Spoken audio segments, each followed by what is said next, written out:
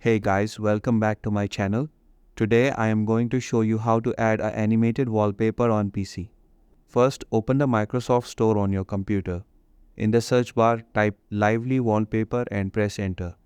Once the search results appear, click on Lively Wallpaper and then hit the install button to download and install the app.